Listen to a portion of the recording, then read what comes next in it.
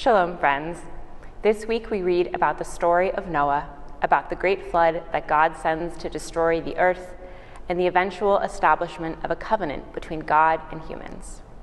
While reading the Parsha this week, I was struck by the universal covenant that God establishes between God and all life on earth, not just with humans, but also with every living thing, including animals.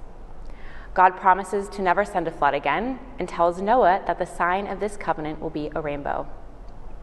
The rabbis of the Talmud expand this covenant to include what they call the Noahide laws, which are rules that God expects all of humanity to abide by for all time. These 7 universal laws include commandments such as all humans must establish courts of justice, refrain from blaspheming the name of God or of Israel or idolatry, refrain from sexual perversion and bloodshed, refrain from robbery, and refrain from eating meat cut from a living animal. These laws seem perhaps simple to follow. They essentially boil down to treat everyone, including animals, with dignity and respect. We should respect other people's gods and ways of life, and we should not cause unnecessary harm to others.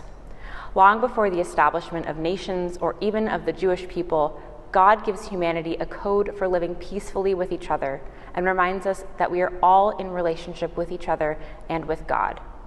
Of course, there is a covenant between God and the Jewish people too, but Parshat Noach gives us a universal code that can guide our interactions with those whom we live with in community, even if we are not close to them or do not feel particularly connected to them. Ultimately, we are connected by our shared humanity. Parshat Noach emphasizes the importance of honoring the divinity of everyone encounter, for in the image of God was humankind made.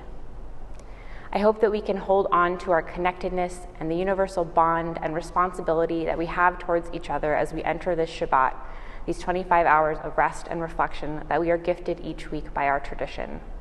May this Shabbat be one of connectedness and peace. Shabbat Shalom.